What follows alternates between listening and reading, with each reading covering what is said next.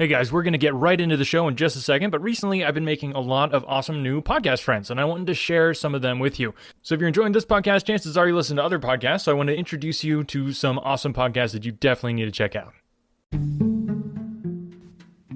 Hey there, true crime friends. It's Melanie Peterson, the host of Mask of Sanity. Join me as I take you through the cases of some of the world's most notorious killers and the brave men and women who risked it all to capture them. You can find Mask of Sanity wherever you listen to podcasts and hear all about the calculated madness of some of the world's most brutal killers who hid behind the mask of sanity. You won't want to miss this. Until next time, stay safe, friends. And we're back here with part 2 of the Stockbroker's Clerk. Hope you guys enjoyed that cliffhanger. Just cannot believe how much the podcast is growing, and that is 100% thanks to you, just telling your friends and neighbors about the podcast and spreading the word. It is crazy. We are in, I don't remember the last count, but it's well over 50, probably closer to 75 different countries throughout the world. So if you are an international listener, just want to say thank you so much for listening.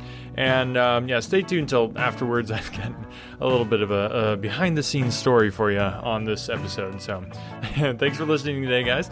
And without further ado, here is the conclusion of the Stockbroker's Clerk. All Sunday I was kept hard at work, and yet by Monday I'd only got so far as H. I went round to my employer, found him in the same dismantled kind of room, and was told to keep at it until Wednesday, and then come again. On Wednesday it was still unfinished, so I hammered away till Friday. That is, yesterday. Then I brought it round to Mr. Harry Pinner. "Thank you very much," said he. "I fear that I underrated the difficulty of the task. This list will be of very material assistance to me." "It took some time," said I. "And now," said he, "I want you to make a list of the furniture shops, for they all sell crockery." "Very good. And you can come up tomorrow evening at 7 and let me know how you are getting on.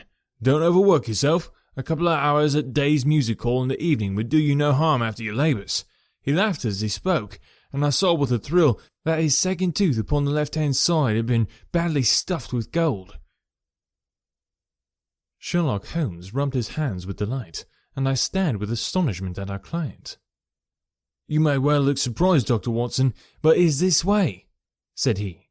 "Well, I was speaking to the other chap in London, at the time that he laughed at my not going to Mawson's. I happened to notice that his tooth was stuffed in this very identical fashion.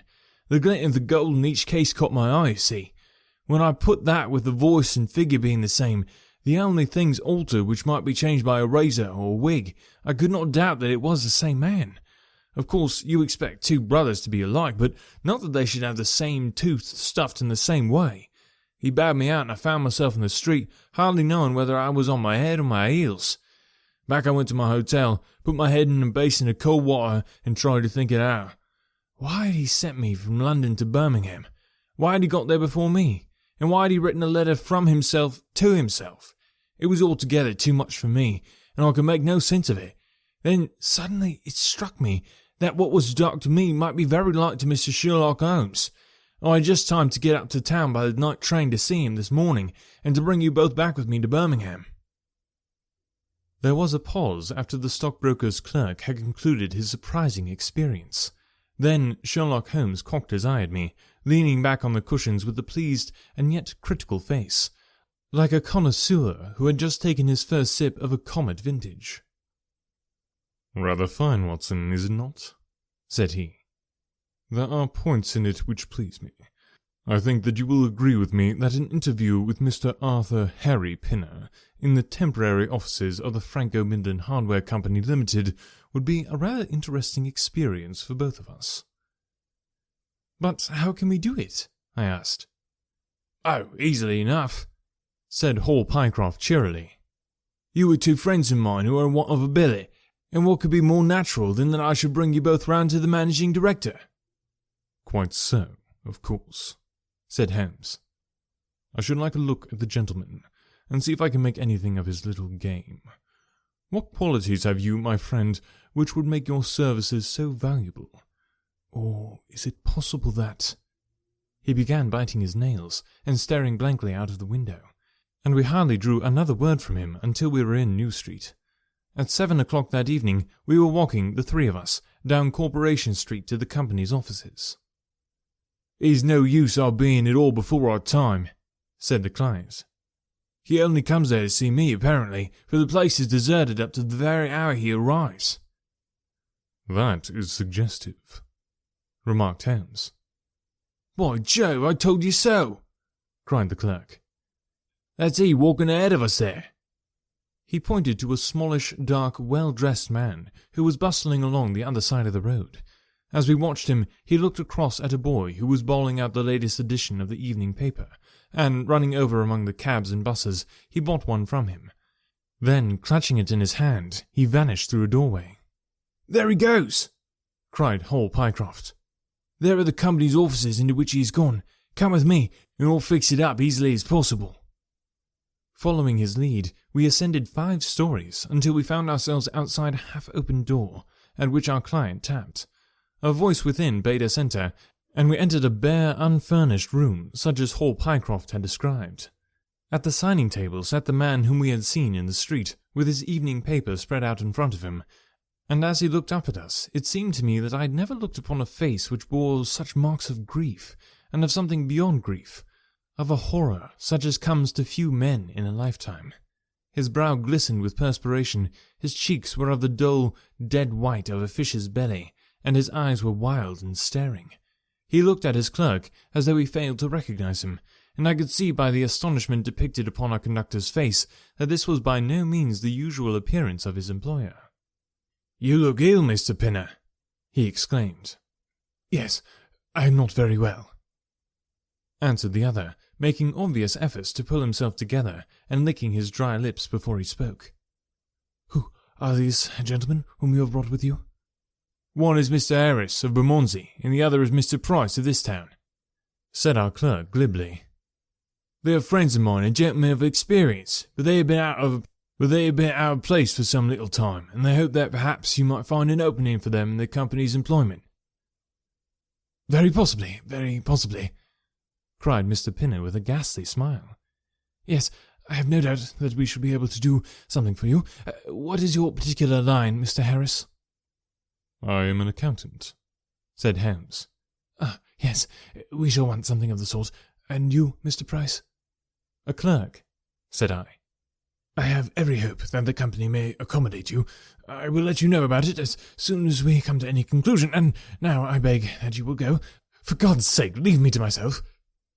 These last words were shot out of him, as though the constraint which he was evidently setting upon himself had suddenly and utterly burst asunder.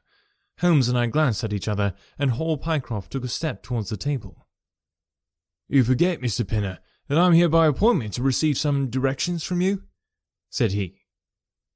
"Certainly, Mr. Pycroft, certainly," the other resumed in a calmer tone. "You may wait here a moment, and there is no reason why your friends should not wait with you. I will be entirely at your service in 3 minutes, if I might trespass upon your patience so far." He rose with a very courteous air, and, bowing to us, he passed out through a door at the farther end of the room, which he closed behind him. "What now?" whispered Holmes. "Is he giving us the slip?" "Impossible," answered Pycroft. "Why so?" "That door leads into an inner room." "There is no exit?" "None." "Is it furnished?" "It was empty yesterday." "Then what on earth can he be doing? There is something which I don't understand in this matter. If ever a man was 3 parts mad with terror, that man's name is Pinner. What can have put the shivers on him?" "He suspects that we are detectives," I suggested. "That's it," cried Pycroft. Holmes shook his head. "He did not turn pale. He was pale when we entered the room," said he. "It is just possible that—" His words were interrupted by a sharp rat-tat from the direction of the inner door. "What the deuce is he knocking on his own door for?" cried the clerk. Again, and much louder, came the rat-tat-tat. We all gazed expectantly at the closed door. Glancing at Holmes, I saw his face turn rigid, and he leaned forward in intense excitement. Then suddenly came a low, gurgling, gargling sound, and a brisk drumming upon the woodwork. Holmes sprang frantically across the room and pushed at the door. It was fastened on the inner side. Following his example, we threw ourselves upon it with all our weight. One hinge snapped, then the other, and down came the door with a crash. Rushing over it, we found ourselves in the inner room. It was empty. But it was only for a moment that we were at fault. At one corner, the corner nearest the room which we had left, there was a second door. Holmes sprang to it and pulled it open. A coat and waistcoat were lying on the floor, and from a hook behind the door, with his own braces round his neck, was hanging the managing director of the Franco-Midland Hardware Company. His knees were drawn up, his head hung at a dreadful angle to his body, and the clatter of his heels against the door made the noise which had broken in upon our conversation. In an instant I caught him round the waist and held him up, while Holmes and Pycroft untied the elastic bands which had disappeared between the livid creases of his skin. Then we carried him into the other room, where he lay with a clay-coloured face, puffing his purple lips in and out with every breath, a dreadful wreck of all that he had been but 5 minutes before. "What do you think of him, Watson?" asked Holmes. I stooped over him and examined him. His pulse was feeble and intermittent, but his breathing grew longer, and there was a little shivering of his eyelids, which showed a thin white slit of ball beneath. "It has been touch and go with him," said I, "but he'll live now. Just open that window and hand me the water carafe." I undid his collar, poured the cold water over his face, and raised and sank his arms until he drew a long, natural breath. "It's only a question of time now," said I, as I turned away from him. Holmes stood by the table, with his hands deep in his trouser pockets and his chin upon his breast. "I suppose we ought to call the police in now," said he. "And yet I confess that I'd like to give them a complete case when they come." "It's a blessed mystery to me," cried Pycroft, scratching his head. "What have they wanted to bring me all the way up here for, and then—" "All that is clear enough," said Holmes impatiently. "It is this last sudden move." "You understand the rest, then?" "I think that it is fairly obvious. What do you say, Watson?" I shrugged my shoulders. "I must confess that I am out of my depths," said I. "Oh, surely, if you consider the events at first, they can only point to one conclusion." "What do you make of them?" "Well, the whole thing hinges upon 2 points. The first is the making of Pycroft write a declaration, by which he entered the service of this preposterous company.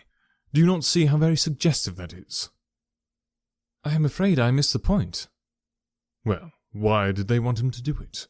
Not as a business matter, for these arrangements are usually verbal, and there was no earthly business reason why there should be an exception. Don't you see, my young friend, that they were very anxious to obtain a specimen of your handwriting, and had no other way of doing it?" "And why?" "Quite so. Why? When we answer that, we have made some progress with our little problem. Why? There can only be one adequate reason. Someone wanted to learn to imitate your writing, and had to procure a specimen of it first. And now, if we pass on to the second point, we find that each throws light upon the other. That point is the request made by Pinner that you should not resign your place, but should leave the manager of this important business in the full expectation that a Mr. Hall Pycroft, whom he had never seen, was about to enter the office upon the Monday morning." "My God!" cried our client. "What a blind beetle I have been!" "Now you see the point about the handwriting. Suppose that someone turned up in your place, who wrote a completely different hand from that which you had applied for the vacancy. Of course, the game would have been up. But in the interval, the rogue had learned to imitate you, and his position was therefore secure, as I presume that nobody in the office had ever set eyes upon you." "Not a soul," groaned Hall Pycroft. "Very good. Of course, it was of the utmost importance to prevent you from thinking better of it, and also to keep you from coming into contact with anyone who might tell you that your double was at work in Marston's office. Therefore, they gave you a handsome advance on your salary, and ran you off to the Midlands, where they gave you enough work to do to prevent you going to London, where you might have burst their little game up. That is all plain enough." "But why should this man pretend to be his own brother?" "Well, that is pretty clear also. There are evidently only 2 of them in it. The other is impersonating you at the office. This one acted as your engager, and then found that he could not find you an employer without admitting a third person into his plot. That he was most unwilling to do. He changed his appearance as far as he could, and trusted that the likeness, which you could not fail to observe, would be put down to a family resemblance. But for the happy chance of the gold stuffing, your suspicions would probably never have been aroused. Hall Pycroft shook his clenched hands in the air. "Good Lord!" he cried. "Well, I have been fooled in this way. What has this other Hall Pycroft been doing at Mawson's? What shall we do, Mr. Holmes? Tell me what to do." "We must wire to Mawson's." "They shut at 12 on Saturdays." "Never mind. There may be some doorkeeper or attendant." "Oh yes, they keep a permanent guard there on account of the value of the securities that they hold. I remember hearing it talked of in the city." "Very good. We shall wire to him and see if all is well, and if a clerk of your name is working there. That is clear enough, but what is not so clear is why at sight of us one of the rogues should instantly walk out of the room and hang himself." "The paper!" croaked a voice behind us. The man was sitting up, blanched and ghastly, with returning reason in his eyes, and hands which rubbed nervously at the broad red band which still encircled his throat. "The paper, of course!" yelled Holmes in a paroxysm of excitement. "Idiot that I was! I thought so much of our visit that the paper never entered my head for an instant. To be sure, the secret must be there." He flattened it out upon the table, and a cry of triumph burst from his lips. "Look at this, Watson," he cried. "It is a London paper, an early edition of the Evening Standard. Here is what we want. Look at the headlines. Crime in the City, murder at Mawson and Williams. Gigantic attempted robbery, capture of the criminal. Here, Watson, we are all equally anxious to hear it, so kindly read it aloud to us."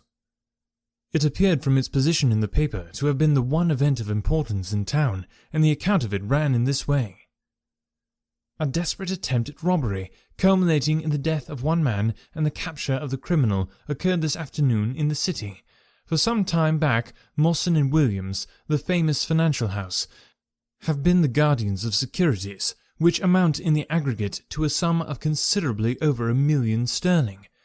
So conscious was the manager of the responsibility which devolved upon him in consequence of the great interest at stake, that safes of the very latest construction have been employed, and an armed watchman had been left day and night in the building. It appears that last week a new clerk named Hall Pycroft was engaged by the firm. This person appears to have been none other than Beddington, the famous forger and cracksman, who, with his brother, had only recently emerged from a 5-year spell of penal servitude. By some means, which are not yet clear, he succeeded in winning, under a false name, this official position in the office, which he utilized in order to obtain moulding of various locks, and a thorough knowledge of the position of the strong room and the safes. It is customary at Mawson's for the clerks to leave at midday on Saturday. Sergeant Tusson of the City Police was somewhat surprised, therefore, to see a gentleman with a carpet bag come down the steps at 20 minutes past 1. His suspicion being aroused, the sergeant followed the man, and with the aid of Constable Pollock succeeded, after a most desperate resistance, in arresting him. It was once clear that a daring and gigantic robbery had been committed. Nearly £100,000 worth of American railway bonds, with a large amount of scrip in other mines and companies, was discovered in the bag. On examining the premises, the body of the unfortunate watchman was found doubled up and thrust into the largest of the safes, where it could not have been discovered until Monday morning, had it not been for the prompt action of Sergeant Tusson. The man's skull had been shattered by a blow from a poker, delivered from behind. There could be no doubt that Beddington had obtained entrance by pretending that he had left something behind him, and having murdered the watchman, rapidly rifled the large safe, and then made off with his booty. His brother, who usually works with him, has not appeared in this job, as far as at present can be ascertained, although the police are making energetic inquiries as to his whereabouts." "Well, we may save the police some little trouble in that direction," said Holmes, glancing at the haggard figure huddled up by the window. "Human nature is a strange mixture, Watson. You see that even a villain and murderer can inspire such affection that his brother turns to suicide when he learns that his neck is forfeited. However, we have no choice as to our action. The doctor and I will remain at guard. Mr. Pycroft, if you will have the kindness to step out for the police." All right, guys, don't forget to sign up for the Sherlock contest, or not sign up, but follow the instructions in the show notes, or go to the blog, or check out the social media. We've got all the instructions all over the place. Just make it easy for you to find and do, so that you can sign up and get those 4 awesome audiobooks as a package. It's going to help the podcast grow, and you might have noticed a new sponsor, which is just a free podcast, so you really don't have any reason not to check them out. But the reason we're getting new sponsors, and that's helping me be able to just keep this on the air, is that you guys are sharing the podcast. So if you can do it in the Sherlock competition, you'll get some free audiobooks, and more people will hear about the podcast, so it's just a win-win-win all the way around. And I promised you a little behind-the-scenes story. So doing accents is fun. It's something I've done for most of my life, and I love it. I have a lot of British listeners, actually, so shout out to you guys. And you'll notice that as I do, I never try an Australian accent, because for some reason that I can't do it. But I can usually keep my English accent pretty well. I've not gotten any complaints, so that might change though after this episode. If somebody can find where I completely lost my Cockney accent there, it was painful. For some reason I kept going Scottish, and I don't know why. I had to stop and then come back the next day and try it again, and it was not good at all. So hopefully this next chapter we don't have another Cockney person with a large amount of dialogue, because it didn't work very well this time. But hopefully it was passable and you guys still enjoyed the story. So like I said, really big shout out to the British listeners there for putting up with my attempts at imitating your accents. If you want to give me some tips and pointers, I'd love to hear from you.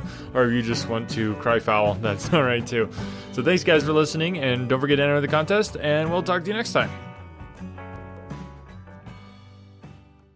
When I was in school, I absolutely hated writing. It wasn't until I was a bit older that I came to understand the power of words. If you're a business owner, you understand that power too. A business blog, when done right, can drive sales, increase revenue, and get you more customers. But as a business owner, you probably don't have the time to do all that writing. Plus, if you're not a copywriter by trade, you might feel like you're just kind of throwing words out there and they're not actually accomplishing anything. The good news is, there's a simple solution. Check it out. I call it the ultimate blog post checklist for businesses with online stores. This checklist will allow you to write better, more effective articles that convert readers into buyers. It's full of easy to follow examples to get your creativity flowing based on experience of nearly 1 million words written, and best of all, it's effective on any type of article in any industry or niche. I've successfully used this exact checklist on topics from pool table reviews to investment advice. Tired of spending tons of time writing stuff that doesn't convert? This checklist will change that by giving you highly effective blog posts and articles that transform readers into paying customers. Go to invicta.enterprises/free checklist and start saving time and transforming your writing now. That's invicta.enterprises/free checklist.